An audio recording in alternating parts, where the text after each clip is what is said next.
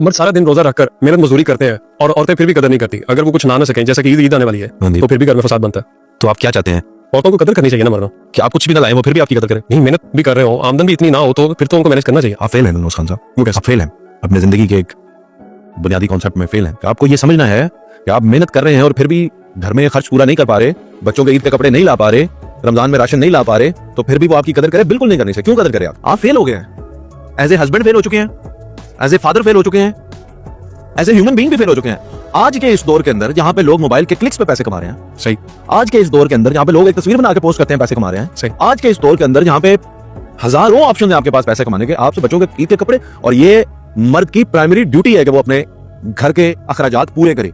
हालात बुरे आपको पता है किसे कहते हैं जी? हालात बुरे होने का मतलब ये है कि आप आउट ऑफ द बॉक्स कुछ काम नहीं कर पा रहे, यानी आप किराए के घर पे रह रहे हैं, आपसे अपना घर नहीं बन पा रहा। ओके, समझ आता है कि आपके हालात, इसमें बीवी आपके साथ तावन करना चाहिए उसको, ठीक है। समझ आता है कि आपके पास बाइक है या गाड़ी है, उसको आप अपग्रेड नहीं कर पा रहे, समझ आता है ना, यानी 20-30 लाख का इकट्ठा ही खर्चा आप नहीं कर पा रहे, समझ आता है, ठीक है। इसमें बीवी को आपके साथ तावन करना चाहिए। लेकिन ये क्या कि आपके घर में राशन की कमी आ जाए, ये क्या कि आपके बच्चे ईद पे नए कपड़े ना पहने, आप कैसे मर्द हैं और फिर ऊपर से मजलूमियत ये शो कर रहे हैं कि वो जनाब मेरी कदर भी करें। क्यों कदर करें? आपकी नहीं करनी चाहिए आपकी कदर। आपको ये याद रखना है कि ये बेसिक जो नीड्स हैं ये आपने हर दौर में पूरी करनी, और महंगाई नरोज खान साहब बढ़ती जाएगी। बिल्कुल, एक वक्त होता था कि जब 1 लाख रुपए, आज 15 साल पीछे चले जाए मेरे भाई, 15 साल पीछे चले जाए जी, 1 लाख रुपया जिसकी तनख्वाह होती थी ना, लोग डॉक्टर बच्ची का रिश्ता उसको देते थे, कहते यार बड़ी तनख्वाह, 1 लाख रुपया तनख्वाह है इसकी, ऐसा ही वो कोई बड़ा सेटल्ड आदमी समझा जाता था। आज 1 लाख रुपए में बड़ी फैमिली जो होती है उसके 10 दिन नहीं गुजरती, सही, राशन के हवाले से मैं ऐसा ही है, बिल्कुल ऐसा। तो अब क्या हुआ कि अगर वो 1 लाख वाला आज 15 साल बाद भी 1 लाख पे बैठा हुआ है, तो उस वक्त जो अमीर कंसीडर किया जाता था आज वो गरीब है, सही। आज उसे मिडिल क्लास फैमिली का रोग रिश्ता नहीं देते, नहीं ये देखो तो पूरी नहीं पाएंगे, सही, बिल्कुल सही जी। आज 1 लाख रुपया कमाने वाला बंदा जो है वो अपना घर नहीं बना सकता, ऐसा ही। आज 1 लाख रुपया कमाने वाला बंदा अपनी गाड़ी नहीं ले सकता, आज 1 लाख रुपया कमाने वाला बंदा जो है अयाशी की जिंदगी नहीं गुजार सकता। बिल्कुल, अयाशी की जिंदगी से मुराद दूसरी अयाशियां नहीं है, यानी फाइनेंशियल स्टेबिलिटी की बात है जी जी।